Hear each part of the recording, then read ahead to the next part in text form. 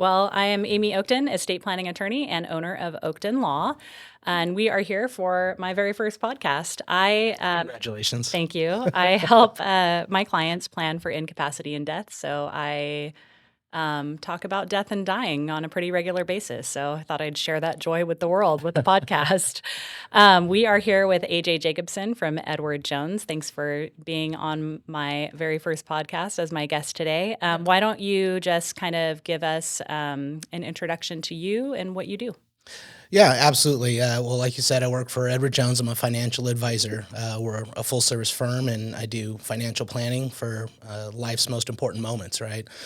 There's plenty of times when there are crises in your life, divorce, death, and other things that it's important to talk to somebody about. And that's what I do every day for my clients. So, got about 20 years in banking and finance, and I like to share my knowledge with people.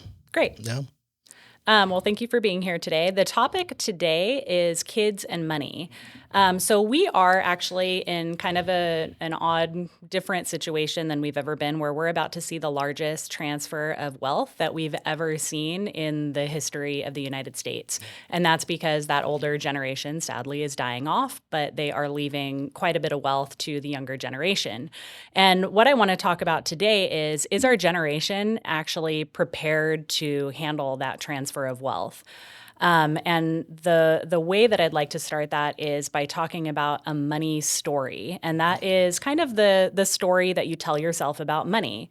And that is really shaped by the impact that certain narratives about money had on your childhood. So some examples of a money story are: I'd be happier if I had more money, or money is power, money corrupts people. Money should be saved and not spent. And one of my favorites, because this is part of my money story, is it's not polite to talk about money. So let's start out by maybe talking about what your money story is and how that's impacted your personal life, and then also the way that you advise clients about money. Yeah, sure. So I grew up in Spokane, Washington. It's not a fancy town. If any of you ever been there, it's really not. My mother and father divorced when I was young, and so my first kind of memories are living alone with my mother. She worked at a local hardware store as a cashier. So she didn't make a lot. I remember going over to my grandparents' house quite a bit for food and whatnot, and I was very happy, but we didn't have a lot, and I didn't know any better, right? So it was pretty interesting. But as I grew up, my mom got remarried to a contractor. He owned a construction company. That'll come in a little bit more later, but they went through at least one or two bankruptcies as well. So I would say, growing up, my initial relationship with money was one where credit is evil, right? And hard work isn't all it takes. You've got to do something different to get ahead or to live comfortably. So I think as I was growing up, I always wanted to figure that out. Like, what's the mystery? Like, how can I not have to worry like my parents did? And you know, um, certainly I didn't ask for a lot of help, or it's not like they teach you this kind of stuff in high school economics, right? So yeah, I would say my initial relationship with money was I would do whatever it takes to live comfortably, and I never wanted to have to worry about what that was. So I worked very hard, and then I worked hard at what I was good at, and that's kind of been my key. So how do you think that has shaped, or has it shaped, the way that you advise your clients about money? Yeah, absolutely. I think for the first part, I mean, feel like I have a lot of empathy for clients at this point. Everybody comes to a financial advisor and they're like, well, I thought I had to be rich to talk to you. Well, no, it's about, reaching your goals financially. Whether your goal's a million or 20,000, it's about that. So I think the empathy part is the most important piece of it. But certainly I understand, no matter where our clients are coming from financially, I can relate to that and learn their story, because it is the most important part of what we do. You don't put grandma in a Ferrari, right? That's kind of a saying we use a lot. We got to find out what kind of car you like to drive and help you out with that. So yeah, it does affect me every day. Well, I would like to be a grandma in a Ferrari, but I think that probably comes from my history and my money story. I grew up, I'm a first generation American. My parents are both immigrants. My dad's from Italy, mom's from England. But I grew up kind of with this idea that saving money is like the boring side of it, and then spending is fun. So, and I hate to like sound like I'm knocking my parents at all here because I think probably all of our kids are going to end up on a couch in therapy one day talking about something we did wrong. Yeah. But the way that kind of shaped or what happened with my money story growing up was my dad was always telling us, like, save your money, and never really giving us like a clear reason of like why we're saving our money. For him, I think it was always, well, you're saving for a rainy day, right? He grew up in basically war torn Italy in World War II. Mhm. So they had a lot of rainy days, but I grew up here in the United States with a lot of, benefits of that kind of life. So I didn't really understand, like, well, what is that rainy day that I'm saving for? And then do I also get to spend this money eventually? So that was never really clear. And then on the other side of things, I had my mom, who was a total spender, and we used to go out shopping at Nordstrom together. And we would come home, and she would make me like hide the bags from my dad and like run upstairs and shove them under the bed. And I'm like, he's gonna Nice. find out eventually, right? So that was the other flip side of it. So my dad is always like the one, save your money, keep this quarter in your wallet, or your pocket. So if you need to use a payphone, there were payphones back then. Right. I never had the quarter. I don't know what the heck I spent it on. It was not the payphone. But then on the other side, my mom with the fun and the spending. And my mom actually would tell us when we were growing up, like, cash is tacky. Don't use cash. Like, you should just use your card. So I don't know. Yeah. And then the other part of it growing up was with both parents, it's not polite to talk about money. So the money conversation was always very hush hush. Mhm. My parents owned a business; they were contractors. My dad built a ton of custom homes here in the Temecula area, and we never really had any sense of like what the business was like, what it takes to make that money. We knew it was hard work, Mhm. but there was never really a conversation about money. It was always like this taboo subject that we never talked about. Do you see that a lot with your clients? All the time. Yeah, all the time. And I think with most clients that are new to getting financial advice, they all come with that hesitation, right? And that, I don't want to say shame, but kind of shame that, maybe we should have done this sooner, or, whatever. It's kind of like the dentist. I look at it that way. Nobody wants to go to the dentist, but you have to, and you have to tell them what's wrong, right? Where it hurts and all that stuff. So yeah, I see that a lot with clients, and that's part of the reason that, when I meet with them, the whole like first connection is really just getting to know them and what their attitudes are. But yeah, there is a big taboo. Once again, I can go back to look at things like high school economics classes. They were teaching you nothing about finance and how to handle your money. And so schools are afraid to talk about it. Parents don't want their kids to worry about their finances, so they don't talk about it. So every generation grows up kind of guessing, right? Hmm. Um, Very few people actually go to school for finance and economics. So you've got a very small sliver of the country that knows anything about it at some point. It's pretty sad. Well, thankfully, we have people like you that can help us with that. Yeah. But I see it also in my industry with helping people plan for death and incapacity, in that they almost feel like not only not talking about their money, but not talking to their family, their kids who are going to be inheriting this money, about what their plan is, Mhm. who they've chosen to be the trustee or the executor of their estate, or just not even having a plan at all, and their kids just have to figure this out. But with the plan in place, it's funny. People are like, no, I don't want to share that with my kids. And then it's like, well, what happens when you die? Now you're going to die, and the kids are going to have this plan they've never seen before. And they're going to be like, well, why is Amy the executor on the estate? Oh, well, That's she right. was always the favorite. Well, no, it's because, Lisa has 6 kids, and parents didn't think that she would be able to handle that big job of being the executor. Yeah. So I think it's important to have those conversations about planning and money before something happens to you, so that your family's prepared for it, knows how to handle it, And also, there's not like this big surprise with hurt feelings about, well, why did you do it this way? Because there's a certain point where it's going to be too late for you to explain why you made those choices. It's true. You're trading your comfort for your kids' comfort is the way I look at it, right? So my comfort where I don't have to talk about it right now, it makes I can avoid it.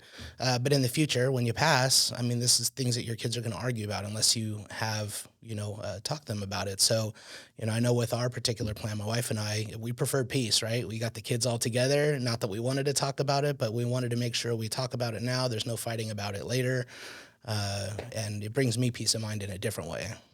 It was a hard conversation, but it was worth it. Yeah.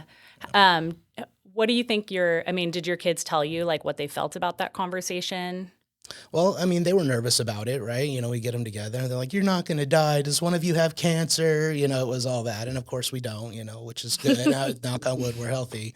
But, they didn't want to hear it at first. But when we explained to them, look, we want things for you and we want you to continue to love each other the way a family should. In my business, I've seen so many families fall apart because of this exact thing where nobody talks about it and then the will or the trust comes out and it's not what people expected. So we really just wanted to set clear expectations, right? We did pick our youngest to be the executor purely because we think she's going to live the longest. Yeah, sorry, boys. But yeah, we laid all that out, and it wasn't any one particular thing, and we made sure we answered all their questions about why and what, and at the end of it, the feeling that was present in our family was more like, hey, we don't want you to go anywhere. We all had kind of peace about the conversation. So it was tough to do, and it was not the kind of thing that you want to just surprise people with, but it was worth it. Yeah, and just having that peace of mind of knowing that, okay, now they're aware of what's going to happen. And I think that it's great that you did that because I think what it does is it just ensures that there's not going to be that conflict amongst your kids down the road. Well, they all know where the binder is, right? The binder has all our information in it. So, they just have to go to that and then talk to my favorite estate planning attorney. Yeah, and then the other thing I see a lot too with just not talking to kids about money and assets is, part of the estate planning process at my office is you have to put together an inventory of your assets, which if you're not already financially organized, really helps people just do that first step of becoming financially organized. And I've had a lot of clients come in and they're like, God, that was like a really daunting task. Like that took me hours to do. And it's funny when I point out to them, well, imagine if your kids had to do that because you hadn't done that already. Yeah. Do you see that a lot too in your industry where people just have like no idea what they even own? Yeah, all the time. Me and the Department of Unclaimed Property here in the state are best friends, right? Because people don't want to talk about it. And honestly, people don't look at their finances a lot because it's uncomfortable the same way, right? If I just ignore all these things, then I don't have to worry about them and they kind of solve themselves. And that's your choice of no solution is the solution itself. Anyways, we won't get philosophical. But at the end of the day, yeah, I mean, a lot of times I've got clients that are like, hey, I know my dad had an insurance policy or I know my dad had investments somewhere. How do we find that? And we go on a treasure hunt for that. But to your point, I think it underlines the reason why it's so important to make sure financially you're organized, right? We don't need all our money to be in 500 different places. We want it in a couple places that are easy to find for the people we care about. Right. So when do you think is the right time to start talking to your kids about money? And not necessarily about inheriting money, but just money in general and how to handle it. Yeah. I mean, honestly, once they can communicate and they understand how to purchase things, right? They want toys, they want stuff. I think that's about when you start, right? And you don't have to make it super complicated. And, I'm not here to brag on how my wife and I raised our kids because I'm sure we got plenty of issues, right? But, even at a young age, we would look at items and say, hey, you get an allowance. These are the chores you have to do, right? We did the whole put a star on the chart thing for the chores, but you start them off with that where they can understand that earning money to buy the things they want is how it should be. It should never be a handout, right? And then, when our kids pick bigger goals, right, they get to a certain age, 11, 12, 13, something like that. They want the new, console box or whatever, hey, maybe we'll split that with you. Okay, so I'll chip in half, you chip in half if you save it. So we're rewarding them for saving big lump sums to buy things that are important to them. So they start to see things that for the future, like buying a car, buying a house, is about saving a lump sum and getting the big thing you want. And certainly I can go way down the road. The other thing that's really important is once they turn 16, co-sign on a credit card with them and start getting their credit card or their credit history built, because it's super important. You want your 18-year-old to move out, go to college, and have credit already. So when they rent an apartment or need a credit card, that they have access to things like that. So we kind of tried to do it not where we're inundating them with things, but where they can start to experience savings and reward, and they understand the importance of credit. It's kind of funny. Our kids and I, we still have a credit contest every month. When our FICOs come out from our banks, we text each other what our FICOs were to see who had the best one. So This is what happens when your dad's a financial advisor.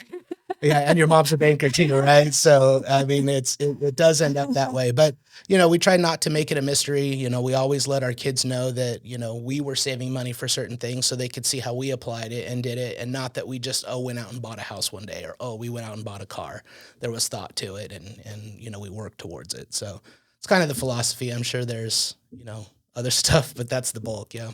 So money is not a taboo subject in your household, apparently. It really isn't. And, I don't know we ever set out consciously to say, hey, let's make sure our kids, don't have a taboo about money. But, you teach your kids how to brush their teeth. You teach their kids how to, help them with their homework and whatever, to turn them into good adults. And I think that's kind of the philosophy that Rachel and I have had for our lives was, we're not always here to be our kids' friends. We're here to turn them into good adults. And when they're adults, if we're still friends, then that's a bonus, right? That was always the goal, which is working out. It's a good goal. It is a good goal, but we realized we had a responsibility to make sure that they didn't have the same exposure we did to money, right? So that was a good question. It was a tough one.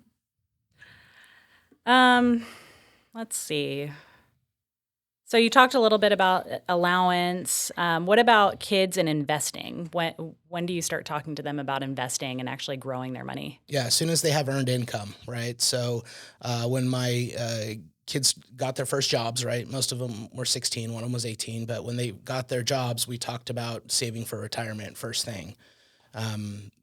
Because without going into the math of it, right? The money you save in your teens and 20s, if you can save that till retirement, has more power than the money you save in your 30s, 40s, and 50s, right? Because it's just longer in the market or longer invested.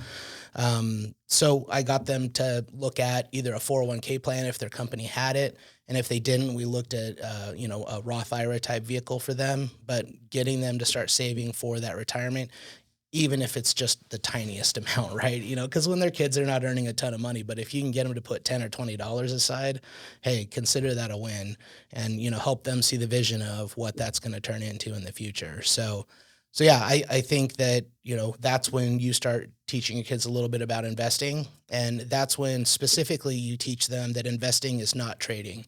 Because there's a difference, right? You've got day traders who try and time the market and do all that stuff versus investing is, we're trying to find products that might get us, the distance in a more balanced way. And we're going to monitor it, but we're not going to constantly be active. Because I think there's a bad perception from kids these days where they just see, the monitors with all the graphs on it and they think that's what investing is. It can be.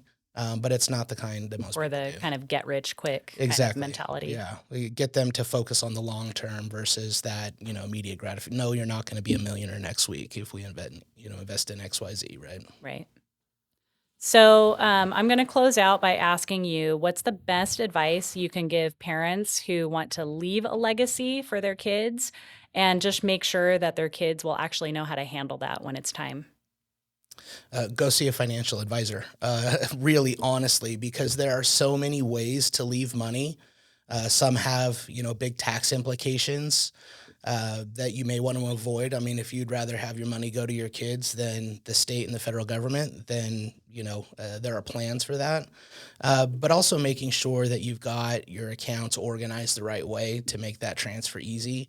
And the one other thing I would say specifically for those that are, really considering that, introduce your kids to your financial advisor, even if they're younger. If they're older, they may be harder to wrangle, right? But just introduce them and say, hey, this is the person that, when the worst happens, this is the person I've been working with and I trust to handle my finances. He'll know what to do along with the estate plan that we've laid out for you, right? So this is your point of contact. And that really, eases some of those issues in the first place. I guess if that was my biggest advice, do that. Make sure you have that conversation as a family, so everybody knows where to go and knows what to do. That way you can really focus on, the grieving process, that part, which is the part you should be doing versus the finance part, which just gets in the way. And then how much would you say you should share about, because I have a lot of clients who will maybe take that one step and say, yeah, we'll share details of the planning and everything, but we really don't want them to know details of our assets and how much we own. So what's your opinion of that? How much do you share with your kids or the next generation coming in about the amount of money and what the specific assets are? Yeah, honestly, personally, I don't share a lot with my kids. The last thing I want is my kids to see me as, a money bag for later on, right? I tell them I'm going to bounce a check to the funeral home all the time. So, I want them to stay motivated to earn their own assets, right? And grow their family and their wealth just the same. And I don't want them to look at it and say, I don't have to save for retirement because at some point I'm going to, have this tremendous windfall. So, honestly, I don't speak a lot about that with my kids. I don't really want them to know at this point. But, I'm sure there's a different, a different theory for every family. That's just the one that we use. Okay. So then it's not really necessary to share details about your financial situation as long as they have the overall picture of how it works and what their role is going to be when something does finally happen Exactly. to you. It's like when you get on the airplane, right? They show you where the emergency exits are, how to put on your air mask and all that stuff. It's the same kind of thing. Like, when there's an emergency, I want you to know where the tools in it are. I want you to know who the stewardess or your financial advisor is, so that when you have to use that, they're all available for you and there's no question. I think that's more the focus for me rather than, I'm going to give this much to Johnny and this much to Susie, XYZ. I think that makes for an uncomfortable conversation that's unnecessary. I mean, for a lot of reasons. Your monetary situation could change. A lot of people have health issues later in life and they spend a lot of their wealth, right, dealing with that stuff. And so I think there's a lot of reasons not to, but certainly, your advisor can help you have any of those conversations. All right. Thanks for being here today, AJ. That was a lot of great information that you shared with us. If anybody listening or watching would like more information or just details about your own specific situation, feel free to reach out to me you can check us out on our website, oaktonlaw.com, or give us a call at 951-888-2244.